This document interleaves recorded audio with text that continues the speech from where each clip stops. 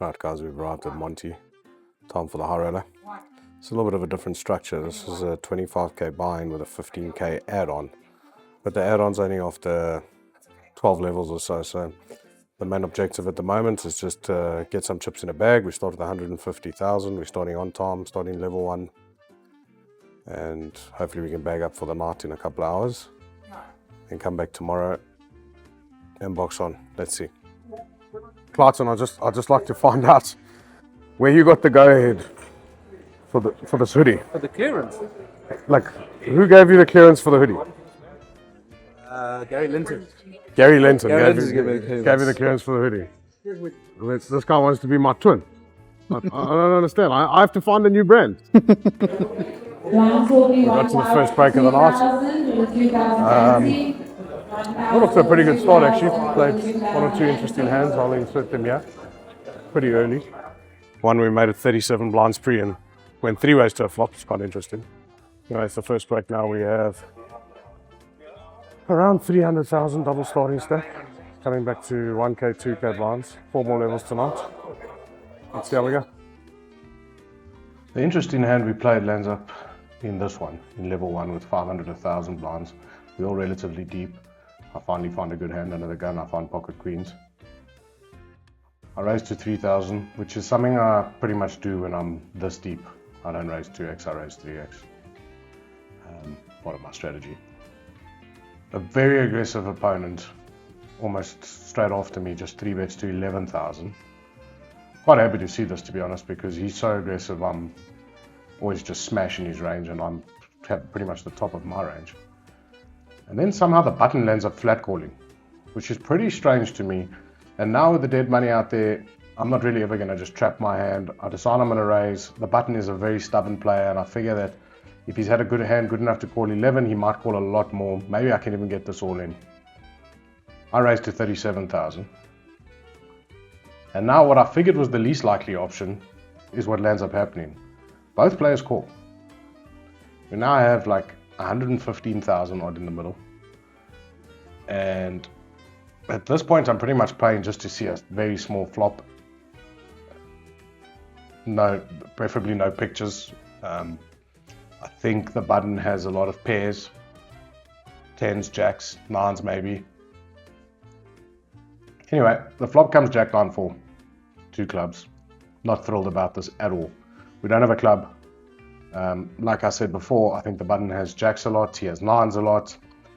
However, this is the re-entry period and there's 113,000 in the middle. We have 173 behind. I think there are still hands that can call me that are worse. I need to charge flush draws. I can definitely bet my hand for value. I bet plus minus a third pot, 40,000. And somehow they both land up folding. Straight off the break, we get back, we open 9-10 suited, very short stack on our left. Gareth Hudson shoves all in. We can't really fold for his 10 big blinds, we call. And as you can see, the run-out's no good for us. A couple of hands later, we raise again, 9-7 of diamonds. He moves all in again. Again, we're in a position where we're priced into call. We flop a 9 and a 7, 9-7 deuce, turn king, river king. We lose again. Now the really big hand happens, which pretty much cripples us. There's a raise under the gun to 4,500 from a player who's been relatively tight, playing the cutoff calls. I decide to get a little bit trappy and I flat call ace-jack of clubs. I think this hand just flops really well, and when I flop a big hand, I think I can get paid. I'd like to keep the big blind in as well, as he's that wild aggressive player from earlier. He lands up calling, we go 4 ways to a flop, which is pretty good for us. Queen 6-3, 2 clubs, we flop a flush draw, and somehow this hand just checks to us. I decide that there's absolutely no chance our opponent can ever put us on a flush draw if I just check back this flop. It's like just pretty standard that people assume if you check the flop you could never have had the nut flush draw. So I check, we turn gin, the 9 of clubs arrive, and the aggressive opponent out the big blind leads out 15,000, 75% pot, just kind of like exactly how we planned to trap him. The tight player folds and the play in the middle calls. I take a strange line again where I decide to just call here. purely because I want to make sure I keep all his bluffs in, and like when he has random one pair hands, if he somehow makes two pair or trip on the river, I can get paid an absolute lot. Anyway, the river is the queen of hearts, so the board does pair. And now the aggressive player leads 25,000. And the player in the middle calls. This is a spot that I'm 100% sure the player in the middle can never have a full house. I'm not sure how many full houses the initial player has, because when he flops two pair, he leads a lot. So like I pretty much lose to queen nine only, I think. And my plan is to raise very small to allow him to try and bluff me. He is the kind of player that can just go berserk. So I'll make it 70,000, which is pretty much tiny. My plan works exactly. He snap makes it 245,000. The play in the middle gets out the way. I think about it for 3 seconds and then realize this was my whole plan. This is the whole reason I played the hand this way. And like there's just no folding. If he has queen nine, so be it. I call and I get shown the bad news. Queen nine is exactly what he has.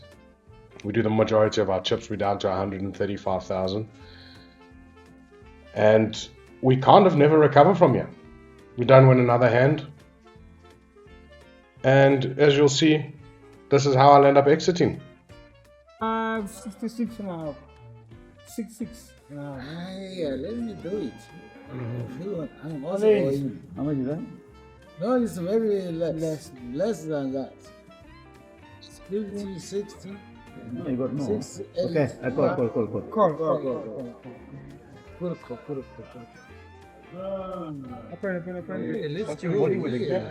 go. This is for a result for One time. Yes, you are on a 15-minute break. Whoopa! Not yet. Yes. Bring. Like, you know. So the next two levels were atrocious. The big hand was we lost a 750k pot with ace jack of clubs. The flop came queen 9-3, two clubs, turn 6 of clubs, river queen. My opponent had queen 9, kind of an unavoidable spot, just is what it is. And after that we pretty much lost every hand we played. In the end we got it in with queen jack suited versus ace 8 and pocket 10s, flopped a queen, went front to get back to 200k and above starting. Turn 10. That is the end of the high roller for now. We will most likely be back tomorrow, probably max late reg a second bullet. But yeah, that's it. Andiamo. Alright guys, we're back. It is now day 2 of the high roller. We are going to max late reg.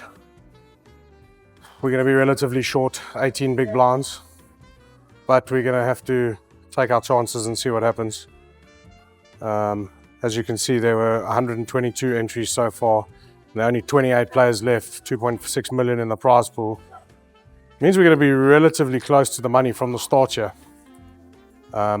We could effectively double up twice. We'll have way more than average. Double up once, we're more than comfortable. 18 big blinds is a little bit short for what we'd like, but is what it is. We don't get to design the structures, we just get to play what they put in front of us. I did decide max late regging was better than buying in with 20 odd big blinds this morning and trying to box the whole day and then end up having to take an add-on for an extra 9. So it's effectively a 40,000 buy-in. We're in for a bullet already, makes it 65,000 buy-in. First price should be R1 million. Hopefully we can find some form early, run the stack up and get going. Like us. Thanks. Yeah. Yeah.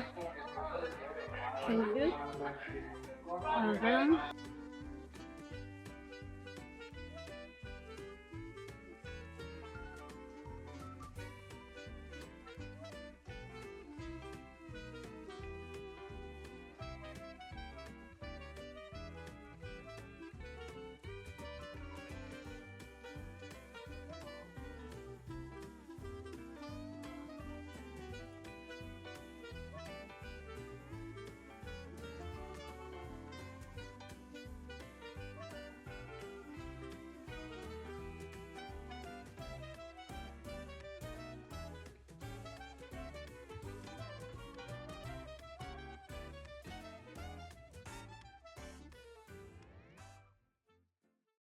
Thirdly, as you saw in the video, we actually ended up getting our chips up to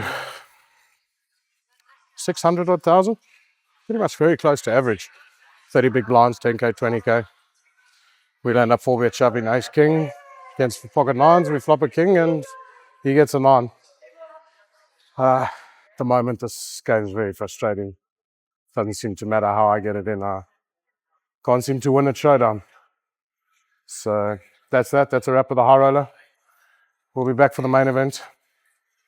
Not much else we can do. Andiamo.